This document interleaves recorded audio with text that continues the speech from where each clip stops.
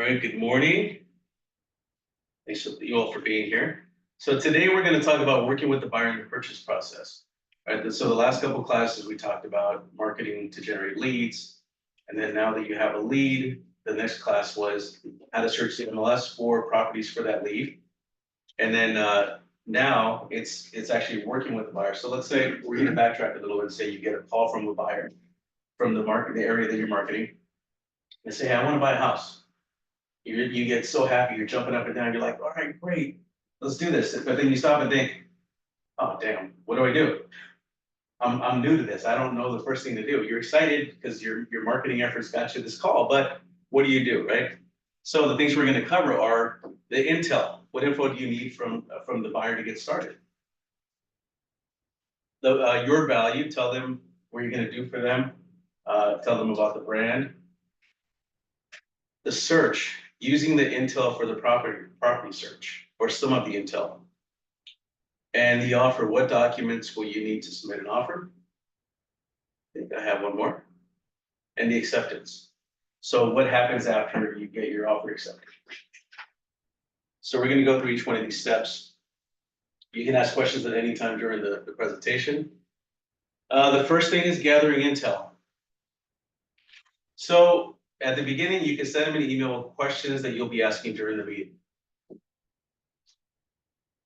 Name, complete contact information, including a phone number, email address, current mailing address. That way, if you're going to write up any contracts, you're going to use their legal name. Do you have a property to sell now? Sometimes you'll have a call from a buyer that wants to buy somewhere else or in the same neighborhood that they want to move up or they want to move down. And this is one of the questions you want to know. Do you need to sell a property to buy a property? That's jackpot right there, right? You hopefully get to list their house and help them find a new one. What has you thinking about buying right now? This helps you learn what is motivating them to buy right now. Did they just get a promotion, a big raise, and they want to move up because they want to celebrate and get a bigger house? Are they expecting a baby? They need a bigger house. Did their kids move out of the house and now they want to downsize? They live in a 6,000 square foot house and it's just a husband and wife and no kids. They want something smaller that's too big of a house. So why, right? This is going to help you understand what their needs are. Have you purchased a home before? This gauges their experience and how you can talk to them. And if you need to not over-explain, but explain something to them a little more than you would someone that has experience. So if it's an experienced buyer, they already know what the escrow process is. They're going to know what title is. They're going to pretty much know what the fees are. But if they're new, this is all foreign to them. So you're going to have to explain this to them. How familiar are you with buying and selling process, rated from a scale of 1 to 4, and 4 being highly experienced? So if they have purchased a house, did they just buy one? Was it like 20 years ago? Maybe their level of knowledge of the purchase and selling process is not what it used to be. Or maybe they're investors and they just buy all the time and they're experts at it. Have you been pre-approved with the lender or will you be paying cash? If you just ask them, have you been pre-approved for a loan?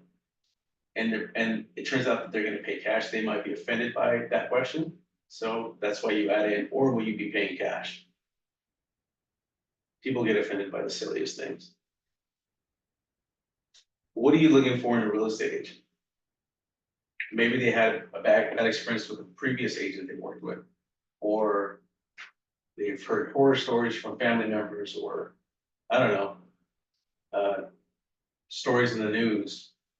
But find out what they're looking for in a real estate agent. Make sure you take notes on all this stuff when they're talking to you because it's important.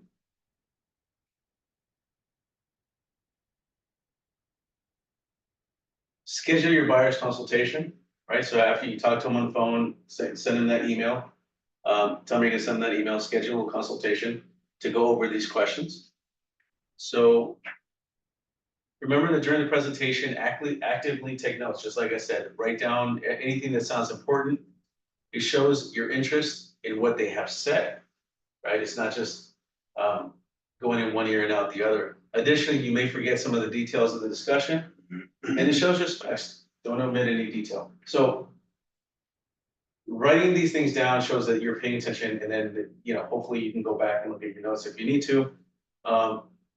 Because you're not gonna remember everything, right? There's some people that have a photographic memory, but I know I don't. I don't know why this came in after, but if meeting at the office, offer them a beverage, coffee, whatever you can provide. If you want to bring something in with you, we have coffee and water here. During presentation, review the answers to the following questions associated with the questionnaire that you sent. How do you prefer to be contacted?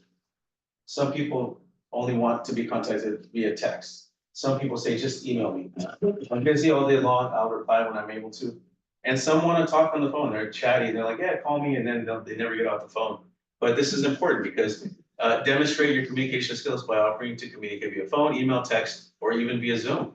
Maybe they want to see your face or FaceTime, right? This also, it's a time to set expectations. Make sure that you make them aware that during this process, you might need them to answer the phone right away, right? Or text them and say, hey, I need you to respond. I need you to sign this. This is important.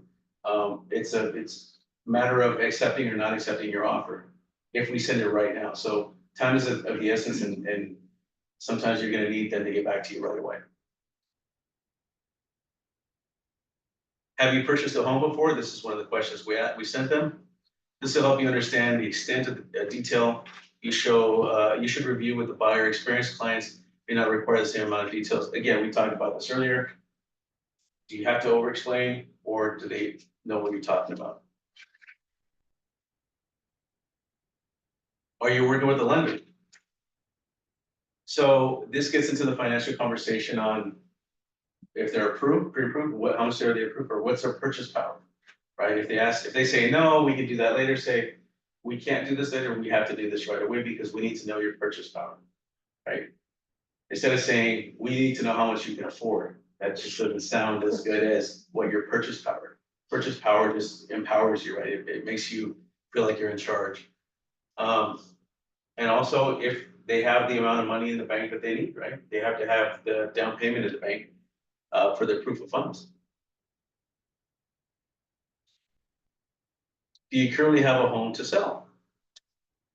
Again, if they have a home for sale, you can, hopefully when you sent this email to them at the beginning, they emailed you, yes, we own this property, and you can create a CMA for their house, for their property, and take advantage of this time to bring it with you and say, oh, by the way, you said you have a home to sell. I ran some comps on that property, and this is, I think, how much we can get for your house, or these are the recent sales, in case you want to sell.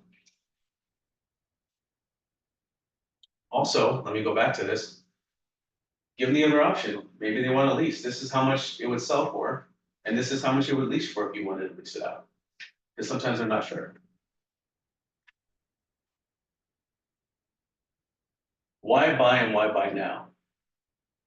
Again, it gives you insight as to why maybe they have a new job, maybe they're downsizing again, maybe they're, I don't know, they have an RV and they need a house with RV access, so they're just gonna buy a whole new house just so they can put the RV next to it. Who knows, whatever the reason is, right? Or maybe they're retiring. They want to go into a 55+ community.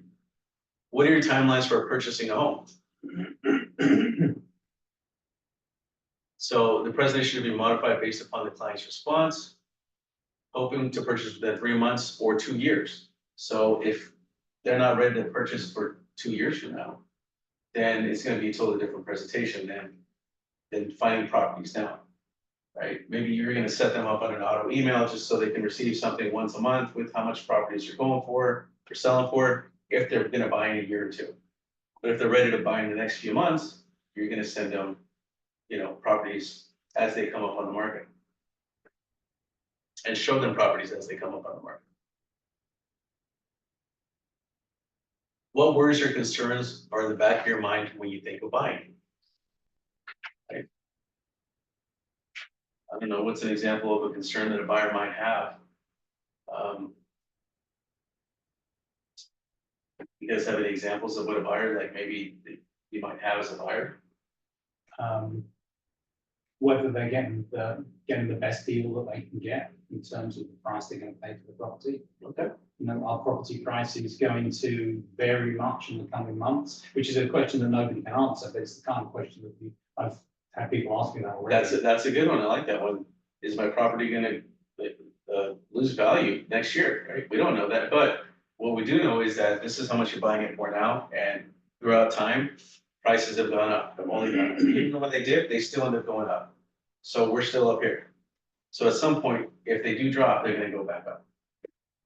And that can turn into a conversation of, how long do you plan on living in the property? Is this just a step-up home that you're gonna buy now and sell in 2 years, so you can buy a bigger house then? That's a different conversation, right? If you plan on living in this house till your kids turn 18 and they're just, you know, they just had a baby, 18 years, the value of property is definitely gonna go up. Right? Interest rates change, but prices just keep going up.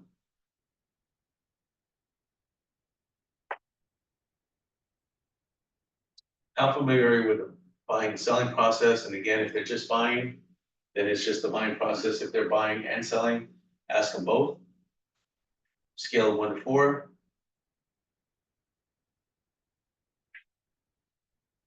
How's your search been going so far? Have they been searching? Have you worked with another agent? Have they just been going to open houses? Some agents are letting people in. I mean, into open houses where before they would just walk in, right? And now I think everybody's navigating this new MLS rule where you have to have them sign in or sign a contract. But I think agents are still letting people in. And so there's potential buyers going to open houses. You ran into some. It was interesting because at the weekend, almost everybody, I said, there's new rules, you have to sign in now. And almost everyone was fine with it. And a couple of people said, I said, well, that's fine. You're welcome to look around, but I can't answer any questions. And they went, oh, okay. And one of them started asking questions. I said, can't answer us to sign in. So they signed in. That's cool. Yeah. And now I think when I went and looked to do my follow-up, I could hardly read their email address. So I think they were bullshitting me anyway. Yeah. But at least if it was somebody who was checking up, I did the right thing. Not to mention, you're getting them ready for the next time they go look at the property. Now they know. Yeah. Right. So they're not going to be surprised by it. If the other agent doesn't do it, then they're going to look at you like, this guy knows what he's doing. This other agent, they either don't know or they don't care. And I don't want to work with someone like that. So maybe they've done open houses and have an idea of what they're looking for. Maybe or what they're not looking for. So they go into a bunch of open houses and they say, you know what, we looked at a bunch of properties and we decided we just want single level. We don't want to have to go up and down the stairs.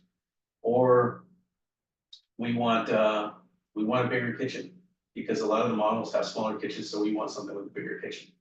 Whatever the reasons, right? They've looked at other properties and they know what they want or what they don't want. So this helps you gauge that. How's your search gone so far? And what'd be even better is if they found a property and they just said, hey, we want you to write up our offer. We know which house we want to buy. We're all in. Write up the offer. Yeah, that's like a dream come true right there. Yeah. That ever happened, I'd go straight out my lottery tickets out.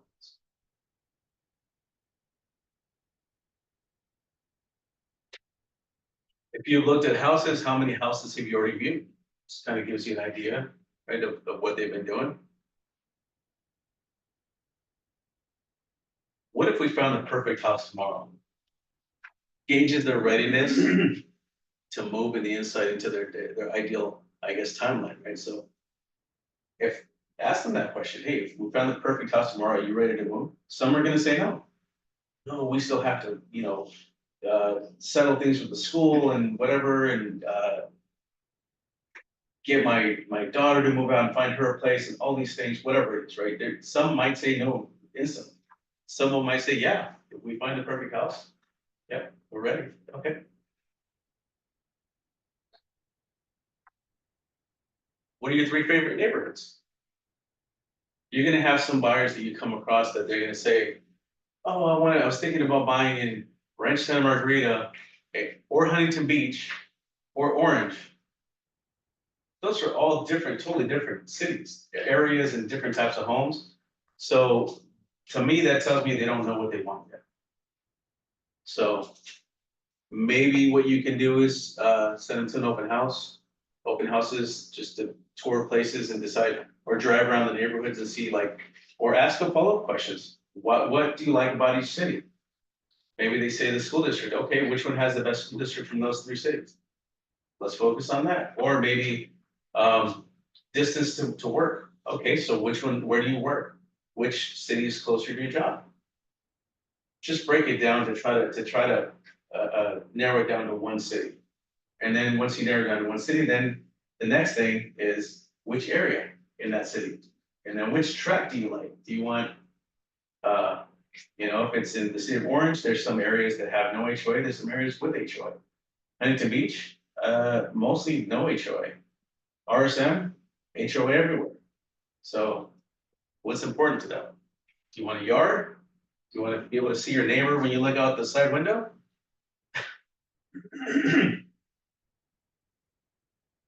All right, so what's your favorite room in the house? This is another good question to ask them, right? Maybe they love to cook and maybe they love to entertain and they like hanging out in the kitchen area.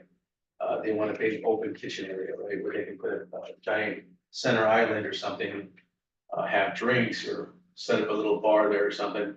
Or maybe they want a big backyard. They don't really care. They're not too picky about the inside, but they want a huge yard because they have parties, right? They always have people over. Or maybe they spend a lot of time in the bedroom. We want a large bedroom. Whatever the case may be. Maybe they want a giant living room and they have, movie night every week and that's important to them. So everybody has something different that's important to them. But this helps you because when you're looking at properties in the MLS, you can narrow down to those properties instead of only properties with what they're looking for. How important is outdoor garage space? Someone might want a 3-car garage. If you don't ask that question and you send them a bunch of properties, they say, oh, we don't like it, we don't like it, we don't like it. And then you're like, I sent them everything that's available. And then it turns out that they need 3-car garage. And you weren't looking for 3-car garages. Well, ask them up front. Outdoor space, some of them they might not want a yard, they don't want to maintain it. They want to live in an HOA where they don't have to worry about it, maybe just a patio area. So find out what's important to them.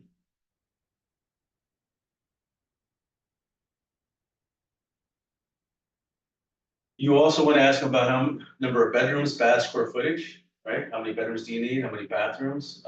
Number of levels. We talked about single level, 2 levels. There's some 3-level homes. Any type of features. Do you want solar panels? Do you want a built-in barbecue in the backyard? Things like that. Ask about the neighborhoods they like or dislike. And what do they like about each neighborhood? What are the characteristics of the neighborhoods? Maybe they have a bunch of parks and pools and tennis courts and basketball courts, and they have kids. And this is what they like about these neighborhoods. How long do you think you're going to live in the house that you're going to buy? Again, this is a question we talked about earlier. Is it a step-up home or is this their forever home? Believe it or not, I'm sure you guys know this, there's some areas, some cities where people don't move. They just live there forever and they pass them off to their kids and the kids live there and they raise their kids, and there's certain areas like that, so.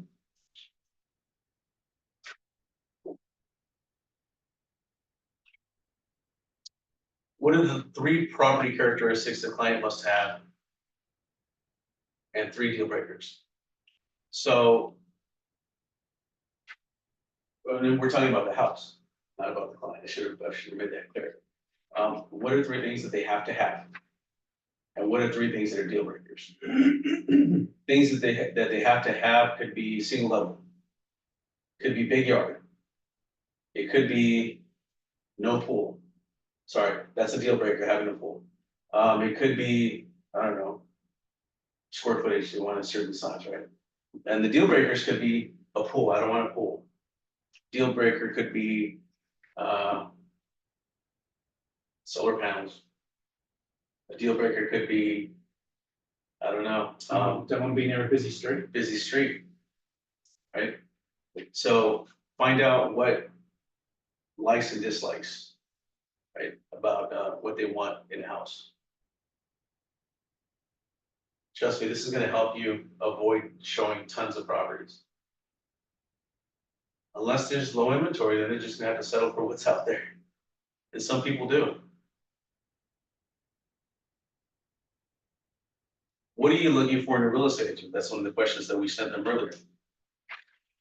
Right, so, maybe they worked with an agent before, and the agent that they worked with before didn't listen to them. Or they felt like they didn't listen to them. So when you're sitting down with a client and they tell you, I'm looking for a 3-bedroom, 2-bath home, single level. I want the yard to be, the lot size to be at least 6,000 square feet and blah, blah, blah. They go down the list of things, right?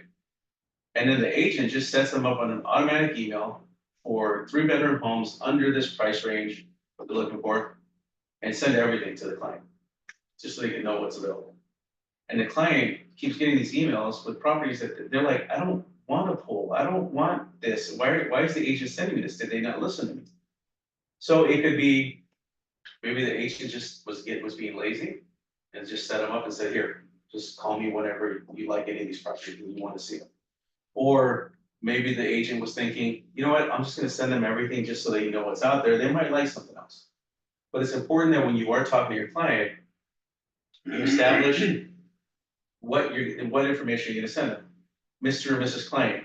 So there's a couple of different ways we can do this. I can send you everything that's available within this price range for 3-bedroom homes in this area.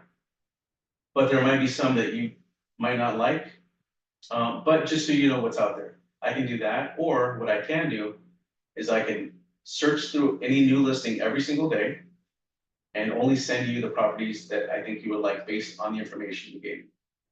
And then have them make that decision on, just send me everything. Some are gonna say, just send me everything, I wanna know what's out there. Because there might be something that they weren't even thinking about that they like. Right? So, again, leave it in their court. Show that you're listening. And the client criteria is not set in stone, it's gonna change, right? So, like I said, they might not have wanted something, but then when they see this particular house that was just amazing, but it had that one thing they didn't want, but they decided, hey, actually, that looks pretty cool, I do like it. They might change what they're looking for. So it's gonna be fluid. Show your value. Present to the client the value you bring and what sets you apart from ordinary realtors or other realtors.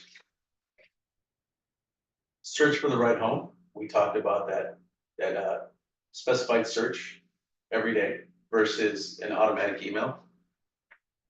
You're gonna schedule and show those homes. Write up, submit, negotiate offers. You're gonna negotiate for them. You're gonna manage the transaction with all the forms, disclosures, inspections. You're gonna schedule those inspections for them. And review the purchase agreement with the client. So when you're sitting with them, say, look, this is the purchase contract, just so you have a little sneak peek at it. And these are all the forms that are involved in this purchase contract. And show your ability to navigate through that contract. Say, look, this is where we're gonna enter the price. And then this section down here is where you can ask the other agent, the seller, to pay for my commission. Right, so even though you're agreeing to pay me a commission, we can ask it, so you're gonna go through this for me, and you're gonna look like an expert when you're going through it. But there's gonna be certain areas you're gonna highlight, right? You're gonna cover more. Discuss with the client how you suggest presenting the offer. This can be, maybe you're gonna reduce the number of days for the contingency period. This is gonna make your offer look more attractive. Maybe you're leaving more down payment, maybe you're not asking the seller to pay commission, so you're talking strategy here. Hey, your offer is gonna look more attractive if we do this, and that. And let them know upfront that it might not stand out above the rest, if it's just standard, this, and that. like everybody else is submitting 17-day contingency period, because that's default. 5% down, we're asking you to pay a commission, like everything, right? How does that stand out above everything else? It doesn't. It's kind of a weak offer unless there's no offers, right? Review and decline the RPA, particularly section 3, describe your method of negotiation. Modifying contingency periods, just like we talked, interest rate protection, contingency, assignment of costs. So the interest rate protection, that's another section in the purchase contract where it protects your buyer, because if the interest rate changes, they would have to qualify.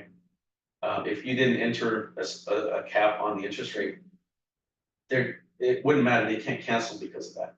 But if you enter a cap on the interest rate, then the interest rate changes, they can cancel because of that. So you're protecting them, and explain that to them.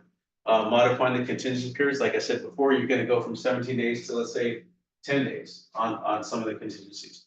And that'll make your offer look a little stronger. Again, the commission stuff, that's something you can talk to them about. Mr. and Mrs. Buyer, this is you agree to pay this much commission, but we're gonna ask the seller to pay for some of it or all of it. Can I ask a question about contingency periods? I know we've been through this before and I should know. But if, let's say somebody does say, well, we'll shorten it to 10 days instead of 17, does that bring the whole closing process forward that 7 days, or is it still the same sort of 30-day? It's however many days that you guys agreed to on the contract. So if it's a 30-day escrow, it's still a 30-day escrow. Okay, got it. It's just the investigation periods or whatever those contingency periods are shortened. So now you can't cancel for those reasons, after you remove those things. I'm just thinking with a seller who wants a fast transaction, if you said, we'll do a 10-day contingency period and we'll close in 20 days instead of 30, you could do that. If you're confident that your lender can do it, yeah. If you talk to the lender and they're fine with it. What you can say is 30-day escrow, but we're gonna try to close sooner. We want to close within 21 days, but let's write it as a 30-day escrow just in case. Oh, okay, fine. So yeah, you can always change, move that date around. Right. If all parties agree to it. Let's see. Let's keep going here. And then again, show them a copy of the purchase contract. You're gonna talk about the buyer representation agreement and broker compensation agreement. And you can explain the agreement to them, saying, this is what my duties are, I'm gonna represent you, the contract is for 3 months. It cannot exceed 3 months. And you wanna make sure you check the box that says exclusive, that they're only working with you. If they purchase anything with anybody else within those 3 months, you're entitled to a commission. And explain to them that an agent can't show them any properties without signing some kind of representation agreement. So whether they're gonna sign with you or sign with somebody else, no one's gonna take them out to look at properties. And if they do, they can potentially get fined $2,500 if someone turns them in. And then why would you want to work with someone that's not working the right way? Explain your fees, right? Explain, they can request that the seller pay some or all of the buyer's obligated commission. And here's a section in the buyer broker agreement that says that if the broker receives compensation from seller or others, broker's representation of buyer, the amount shall be credited against buyer's obligation. And you can highlight that when you show it to them, when they're gonna sign it, saying, hey, look, if the seller pays my commission, you don't owe me anything. And it says it right here on the contract that you're signing. So that means that you can request it within the purchase contract. And that's gonna be negotiable. I'm not telling you that you're guaranteed that they're gonna pay it, but you can negotiate on that. Any questions on this?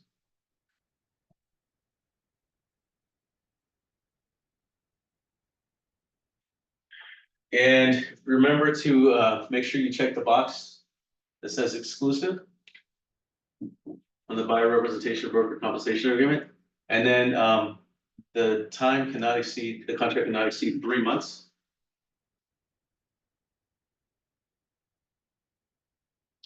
That's what it looks like there. And make sure you give them a copy of it. whether you scan it on your phone after they sign it, or you scan it when you get into the office, make sure they have a copy of it. So now that you've had them sign the agreement, you've sat down with them, you know what they want, what they're looking for, now you're gonna do the search. Search the MLS, email properties, and schedule an auto email with properties meeting the buyer's criteria. And again, buyers often complain that their agent didn't listen to them, and they send them all sorts of properties that they weren't even interested in. So, like I said before, give them that option. Would you like me to send you everything that's available within that price range for 3-bedroom homes in that specific area?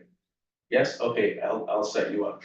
Or would you like me just to send you properties that meet your criteria, that match your criteria as they come up? Let them pick. So schedule the showings, right? And you should you email them properties and now they either, here's what's gonna happen. After they've narrowed down what homes they want to see, it's time to show the schedules. So they can either tell you which properties they want to see based on the emails you sent them, or you can say, hey, Mr. and Mrs. Buyer, I found these 5 properties that match your criteria. I want to schedule a showing for you for this Saturday. And these are the 5 that I've narrowed them down to. You do either or. They might say, hey, we want to see these 10 properties, 15 properties. Or you could say, hey, I found these 5 properties that I want to show you. I think you're really going to love. So it's up to you how you want to handle it.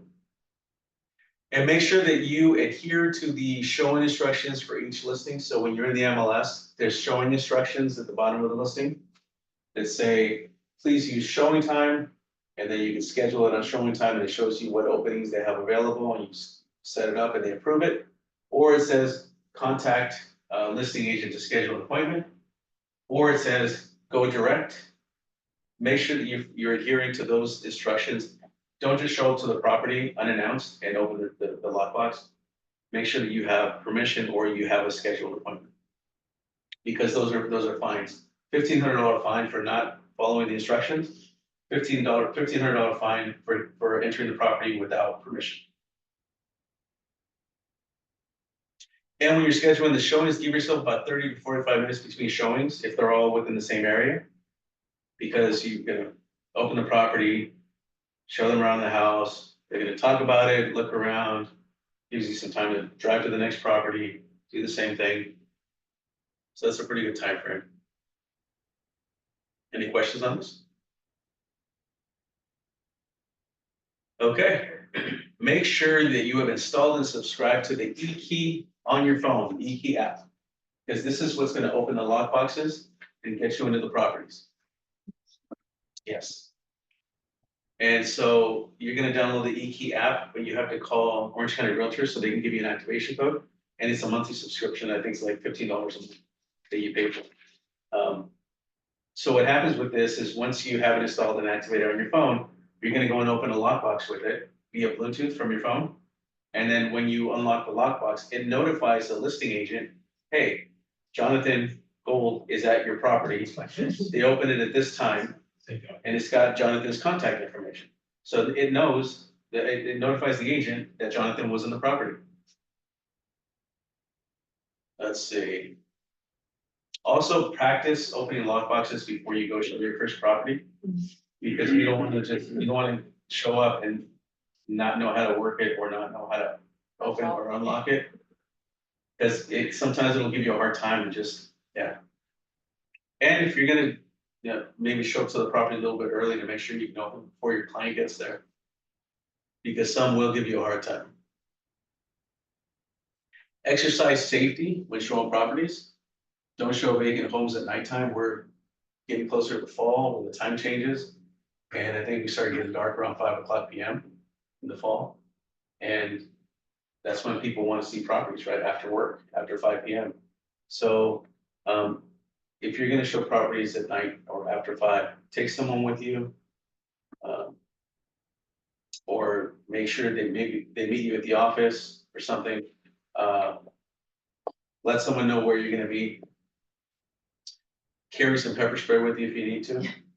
Seriously, just, it's a different world. So now that you've shown property and they liked one of the properties and say, hey, we want to submit an offer on this.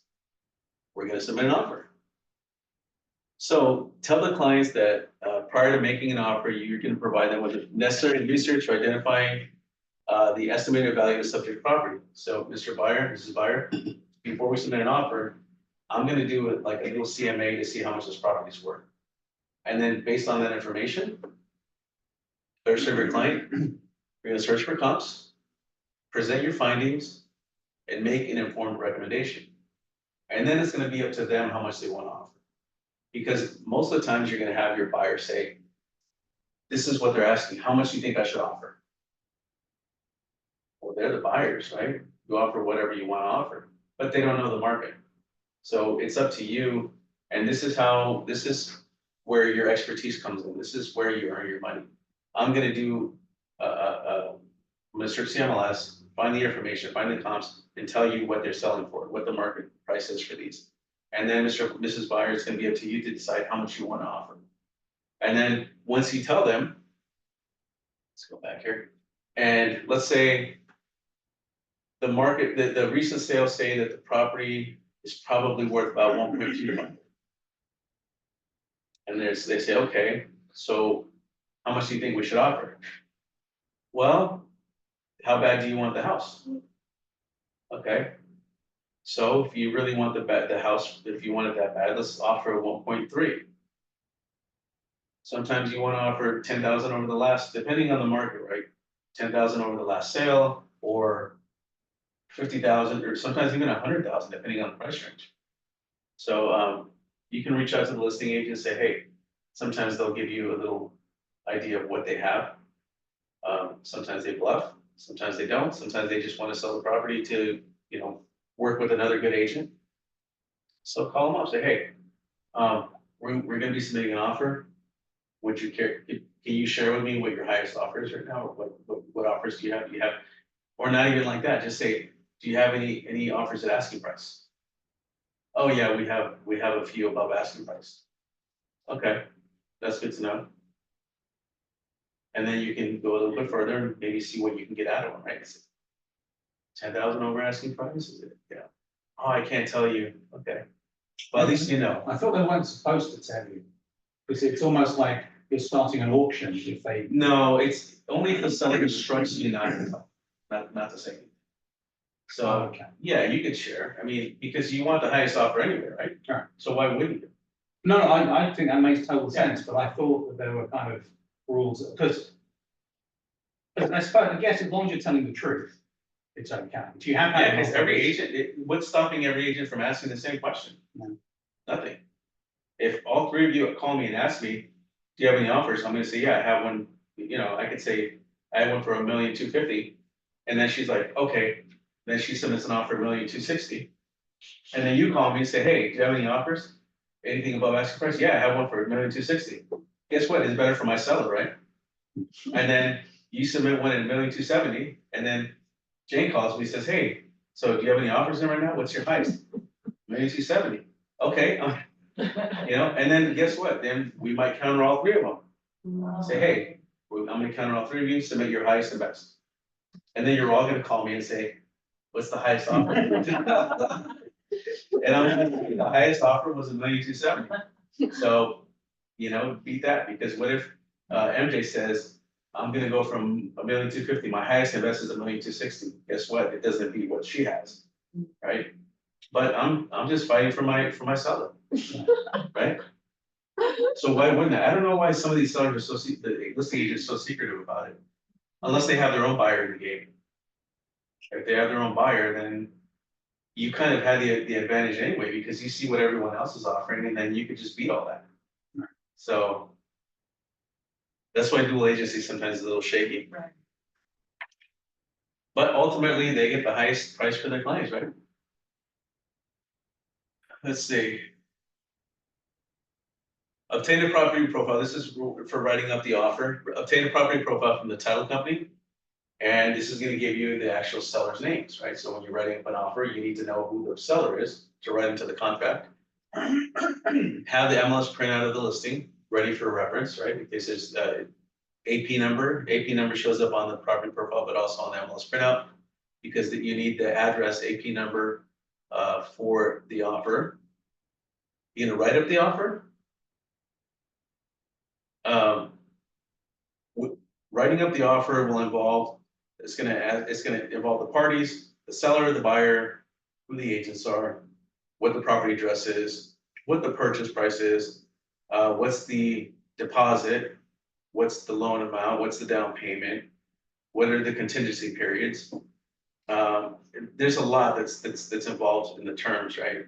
Who's gonna pay for what as far as title, escrow, HOA, the NHD, all that stuff, right? So it's all terms that you're writing up. So once it's written up, have the buyer sign the offer in person or digitally. So maybe you guys came back from seeing the property and they want to submit an offer right there and then. You can bring them back to the office, sit in here in the conference room, look up the comps, write the contract while they're here, and either print it out and they can sign it digitally. Or you can send them an email to sign it via e-signature, via e-sign. They can just do it on their phone. Let's see, send an email to the listing agent with the following subject line. So when you're ready to submit your offer, you're gonna say in the subject line, offer for 123 Main Street or whatever the property. So they know exactly what that email is. It's an offer. And for what property, because they might have 10 listings. And then, so you're going to attach the residential purchase agreement, the pre-approval letter, and the proof of funds. If they're paying cash, you don't need a pre-approval letter. You just need proof of funds that they have the cash in their bank account. And make sure that the cash is here in the US. You might have some buyers that have money in China or in Korea or wherever, but the money has to be here. Otherwise, we know how hard it is to move that money around to the US. So don't submit it unless the money's here. And let the buyer know that there may be some counteroffers or addendums, and just be ready for those counteroffers, right? Just because we submit an offer doesn't mean that's the end all be all. They might counter us. Be ready for it. Any questions on this? The acceptance. We went back and forth, counteroffers, addendums and everything, and now they finally accepted our offer. Now what happens after the acceptance? Well, call your buyer and congratulate them on their accepted offer. Hey, guess what? Got great news for you. They accepted your offer. So happy on the other end. You did such a great job for us. Thank you. And okay, so notify the loan officer that your offer was accepted. Right? And then they're gonna ask you for a copy of the RP or whatever they're gonna ask you for. Send them a copy of whatever they're asking for.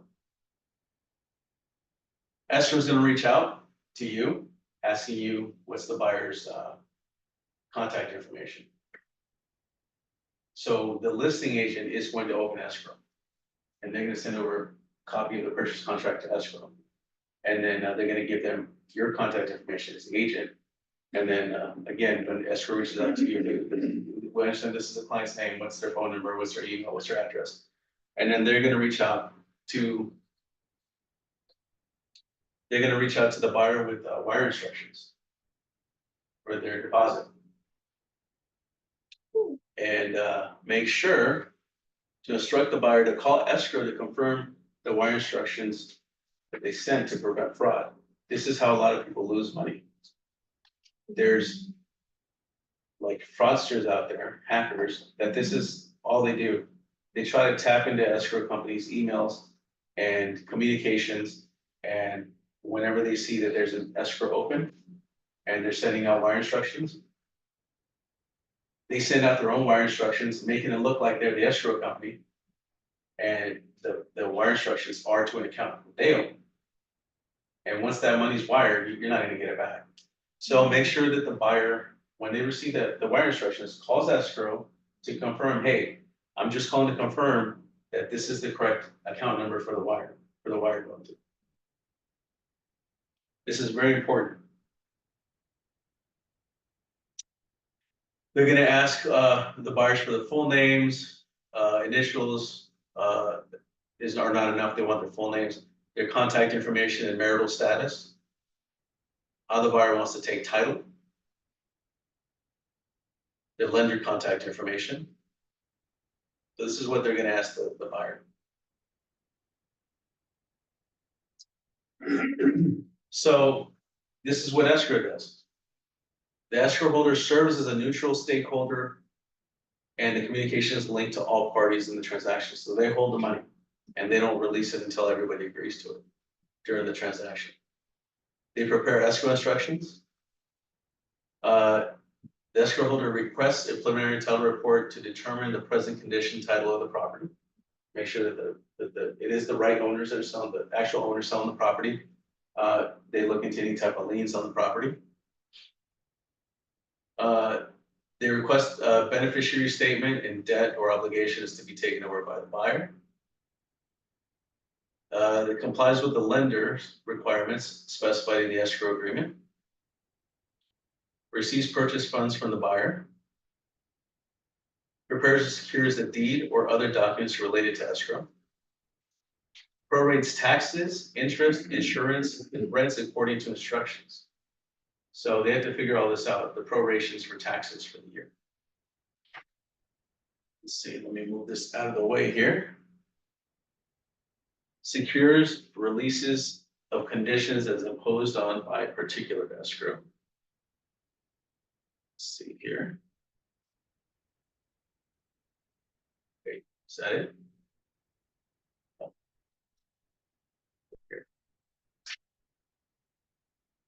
It records deeds and any other documents as instructed. Requests insurance of the title insurance policy. Sorry, issuance of the title insurance policy. Closes the escrow when all the instructions of buyer and seller have been carried out. Disperses funds as authorized by the instructions, including charges for title, recording fees, real estate commissions, and loan payouts. Prepares final statements or final settlement statements for the parties accounting for the disposition of all funds deposited in escrow. These are good for when you're doing your taxes.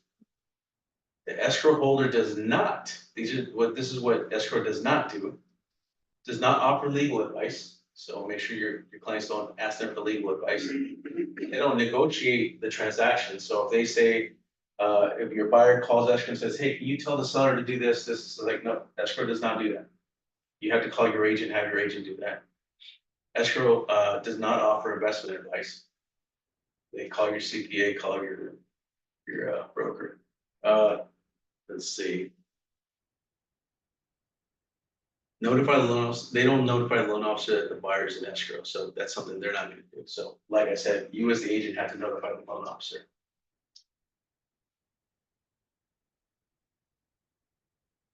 Every time I click on that, I have to click back.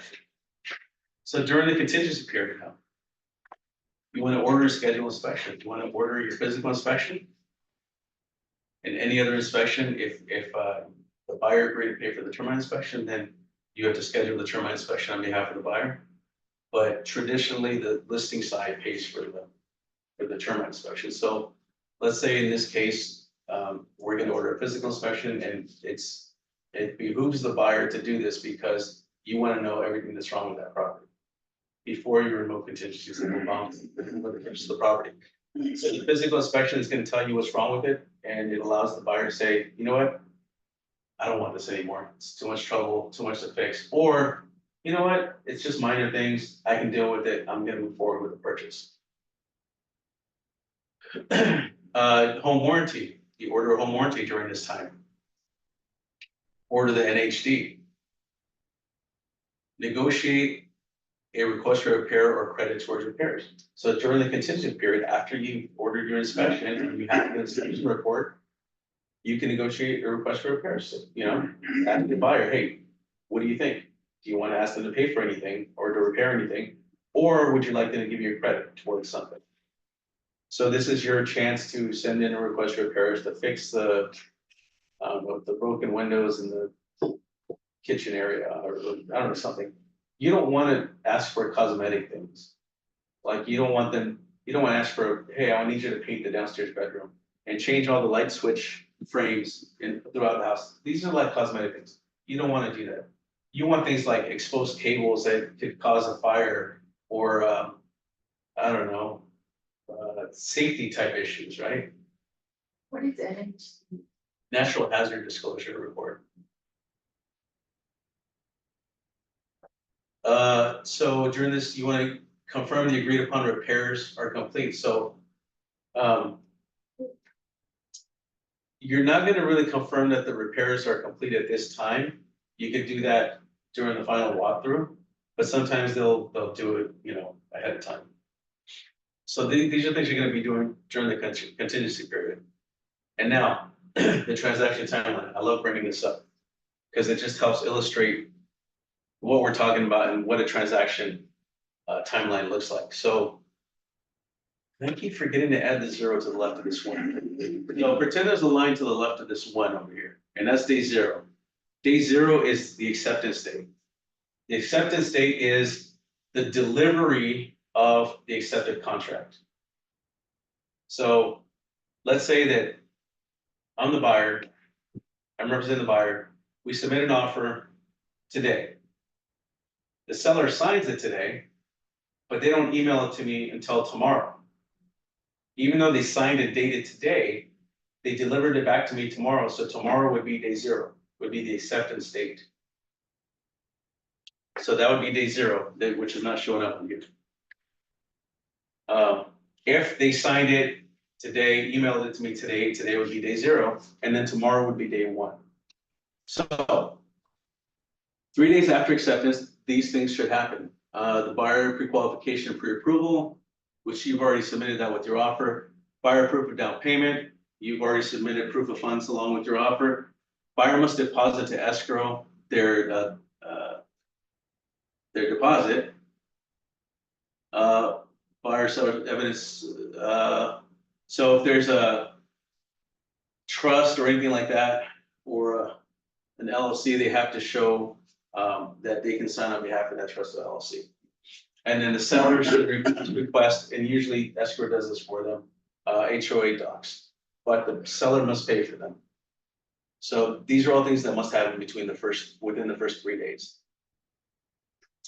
And during this time period, you as the buyer's agent, you want to order the physical inspection sometime within this first 3 days. So because the sooner you get the physical inspection, the sooner you're going to get the report back, the sooner you can send out your request for repairs. And it gives you more time for your contingency removal period. So let's say that we're going to go by the default of the purchase contract, the 17 days for all contingencies.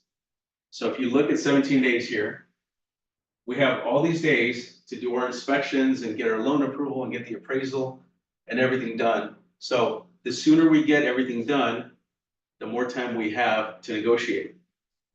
Okay, so let's say we get we schedule our physical inspection, we call on day 1 or day 2 after the acceptance, and then we schedule it for day 6. So let's say the physical inspections, the contractor is going to come out on the 6th to do the physical inspection. He has a report ready for us by the 7th or the 8th, and then we could discuss the report with the buyer, and maybe if the buyer wants something fixed, we could do a request for repairs, send it out on the 9th or the 10th, and then we still have 7 days to negotiate within that time frame before we have to remove contingencies for that. In the meantime, the lender's sending out the appraiser, and they're gonna get the appraisal, and then the lender at the same time is working on the paperwork for the loan. And escrow is getting the HOA docs. Escrow is gonna send us a copy of the HOA docs and the preliminary title report for us and the buyer to review, to make sure that there's no liens on the property, that there's no cloud on the property, on the title, that the let's say HOA docs, maybe they're not in litigation, that they don't owe a bunch of money, or that they're underfunded, or whatever the case may be. You get to review all that, and you don't remove the contingencies for any of that until the 17th day. In addition to that, the sellers have to send you their seller's disclosures, the seller property questionnaire, the transfer disclosure statement, which are questions about the property, right? Relevant questions about the property that the buyer can then review and decide, do I want to move forward with this after knowing this information? Did someone die in the property? Yeah, somebody died last year. It's in one of these disclosures. The buyer might say, you know what, I don't want this anymore, I didn't know. And they can cancel. Or the buyer might say, you know what, I dig it. There's a good aura about this place, you know, let's move forward with it. So you just never know, everybody's different, you're gonna have different, you know, different types of buyers.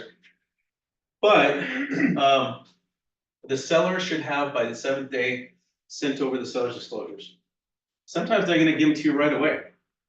Right, so you have all this time to review them. But if the sellers don't give you the seller's disclosures until, let's say, day 15, let's say they're out of town and the listing agent hasn't gotten the seller's disclosure signed yet. And they come back into town and the listing agent says, hey, seller, we need you to sign these, answer them, sign them, and send them to the buyer. It's day 15. We don't have to remove contingencies for that on day 17 anymore, because when they give us the seller's disclosures, we have 5 days to review it. The buyer has 5 days to review it after they deliver it to us. So that means we're gonna go through 1, 2, 3, 4, 5. So day 20 would be the day that we have to remove contingencies for that. And contingencies, for those of you that aren't clear about it, are like reasons to cancel. Yeah, that's the easiest way I can put it is, like, you get the physical inspection and you don't like what you see in the report, that's a reason to cancel. You haven't removed that reason to cancel yet. But once you sign saying, I removed this reason to cancel, you can't cancel for that reason anymore. The loan, the appraisal, that's another reason. If it doesn't appraise, I don't wanna buy it. That's a reason for me not to buy it. The, again, seller's disclosures, that's a reason. And that seller's disclosure says somebody died in the property, that's a reason for me not to buy the house, not to move forward, so you can cancel for that reason. So that's the easiest way I can explain what a contingency is, because a lot of people are still confused on what a contingency is. And so there's a form, it's a, buyer contingency removal, I'm not sure the actual name, contingency removal for buyers. But it's a form that the buyer's gonna sign saying, excuse me, I'm either gonna remove just the inspection contingency right now, because I'm satisfied with that. And there could be one contingency removal form, or there could be 5 within a transaction. Sometimes there's only one where there's a box that says, buyer hereby removes any and all contingencies. So that covers everything. Now the buyer's stuck, they can't cancel for any reason. So another good thing to know is that your buyer can cancel for any reason within the contingency period, as long as they don't remove contingencies. They can cancel for any reason. But the seller can't. The seller's stuck. The only way the seller can cancel is if let's say you're as the buyer, you're supposed to remove contingencies on the 17th day.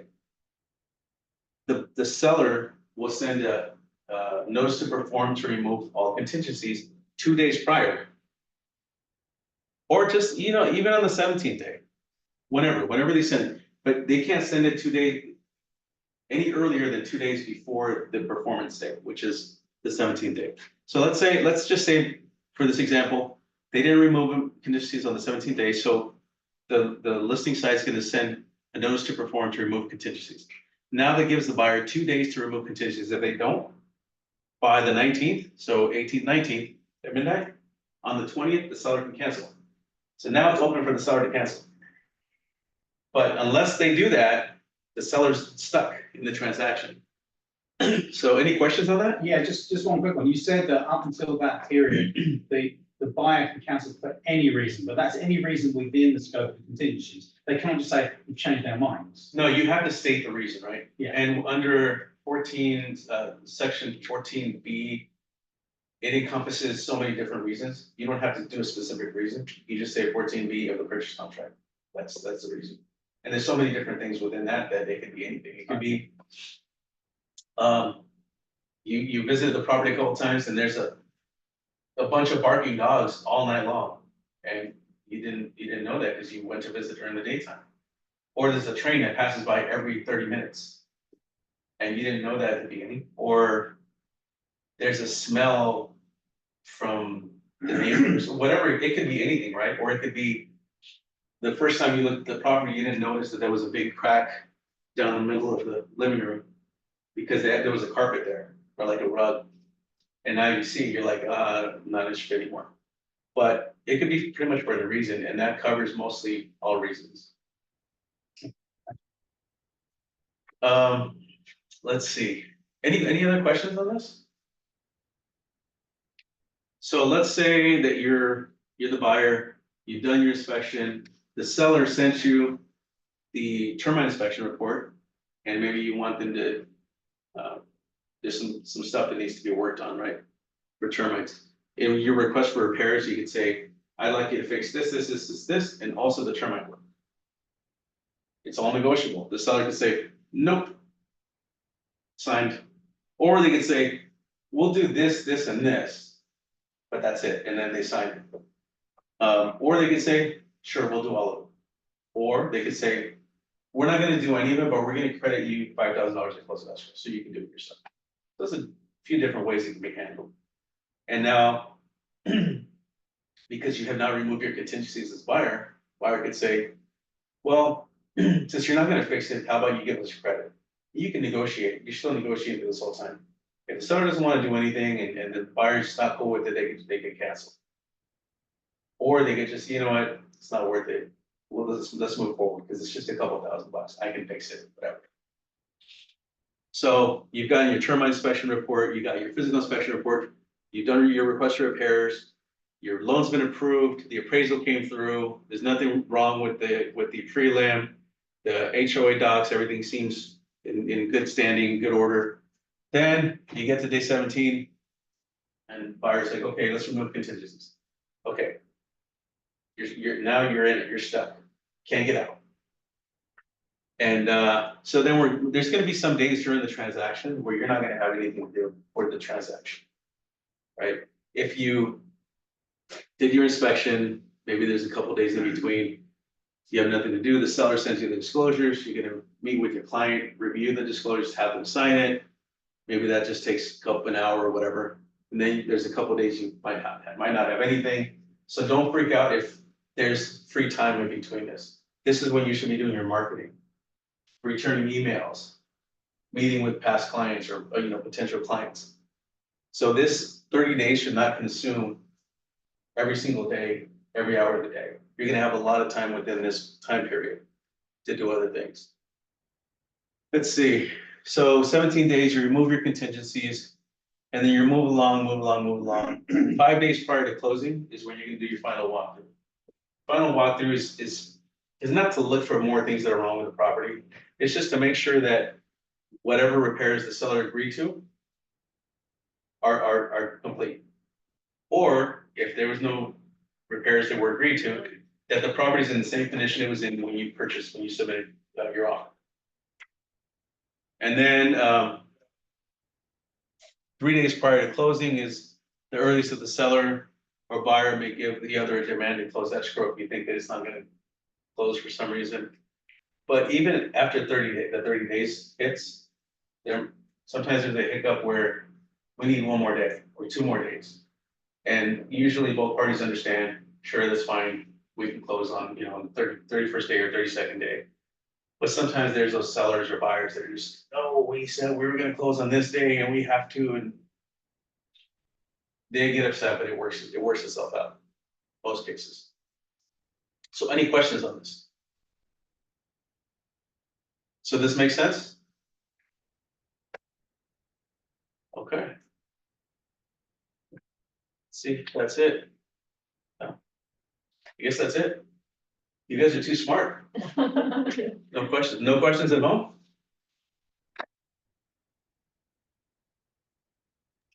You're Yeah, I know just you have something to too say. thorough, Carlos. You're too thorough.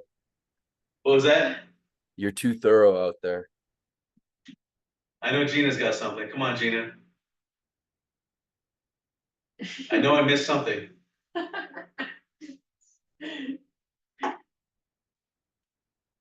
Either she's not there or she's muted. Just muted. Okay. Oh, wait, somebody typed something. Maybe it's Gina. Awesome job. Oh, okay. All right. Thank you, Gina. Okay. I will see you guys next week. I think next week's topic is zip forms. So we're gonna show you how to use zip forms and how to send forms out for digital signatures and so forth. So I'll see you guys next week. Thank you. Thank you, Admirals. Thank you.